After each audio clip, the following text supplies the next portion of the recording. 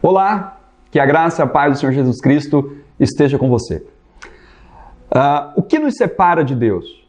Qual que é a estratégia que Satanás usa para nos separar de Deus? Se você gostaria de saber um pouquinho sobre isso, convido você a ficar comigo, que eu tenho uma palavra de Deus para o seu coração.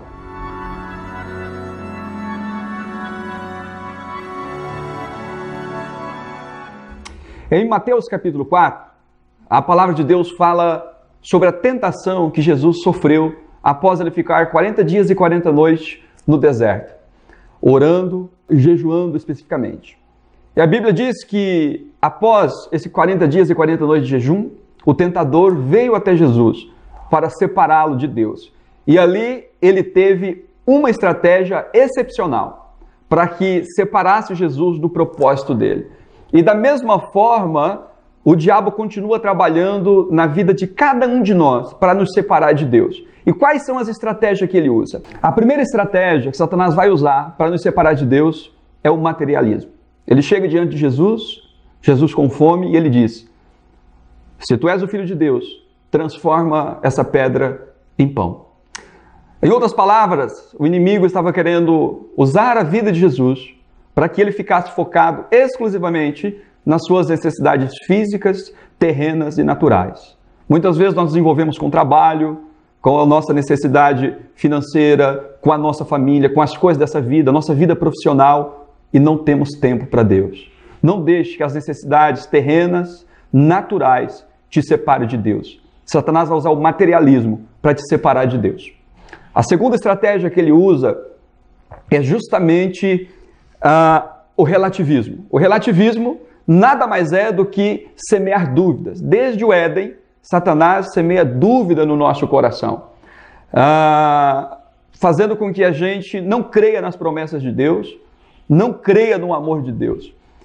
Satanás chega até Jesus e diz o seguinte: se tu de fato é o Filho de Deus, pule do penhasco para que os anjos possam te guardar, porque está escrito que eles não permitiriam que você tropece em nenhuma pedra. Em outras palavras, Satanás estava tentando induzir Jesus, confundir Jesus acerca do amor de Deus por ele. O amor de Deus não nos priva do sofrimento. E nós sabemos que sofrer faz parte do processo dessa vida, faz parte do processo de crescimento aqui nessa terra. E isso não anula o amor de Deus por nós. Então, ser filho de Deus não significa que nós não passaremos por sofrimento, que nós não teremos aflições, que nós não teremos dificuldade. Deus não vai nos livrar das dificuldades, mas vai estar conosco diante de todas elas e superaremos todas elas. Então não deixe que a dúvida consuma o teu coração. Não deixe que o relativismo entre no teu coração. Creia e continua crendo que Deus é um Deus que tem cuidado de você, mesmo nos dias difíceis. Então a dúvida vai ser o segundo elemento que Satanás vai usar para relativizar o amor de Deus, a verdade de Deus, o padrão de Deus e a vontade de Deus para a sua vida. Em terceiro lugar, eu vejo um ponto fundamental. Depois dele ter essas duas tentativas, ele tem uma terceira tentativa, que é justamente o sincretismo. Você vai ver que Satanás em nenhum momento pede para Jesus: olha, abandone o seu pai e me adore. A proposta de Satanás foi a seguinte: simplesmente me adore. Não precisa deixar o seu pai. Só preste culto a mim. Por que Satanás usou essa estratégia? Muitas vezes o diabo não quer nos tirar da igreja.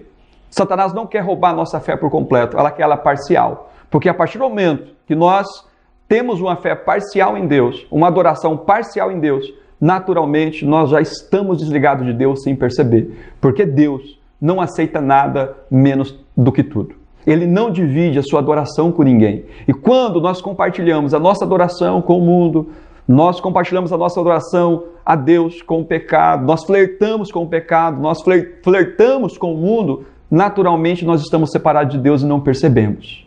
Então, não deixe que esse sincretismo, essas múltiplas ideias ou essas múltiplas adorações separe você de Deus.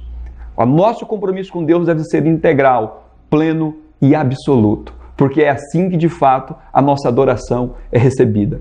E Jesus disse: olha, eu não faço isso, porque só a Deus nós devemos cultuar, render culto e render adoração. O que tem te separado de Deus? O que tem te distanciado de Deus? É o materialismo? São as coisas dessa vida? O que tem separado de Deus?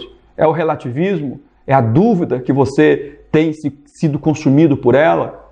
Ou é o sincretismo? Você tem servido a Deus, mas sem compromisso. Você não tem tido compromisso de verdade com Jesus. Você tem servido, amado Jesus, mas tem sido um simpatizante somente. Não tem tido um compromisso real com Ele.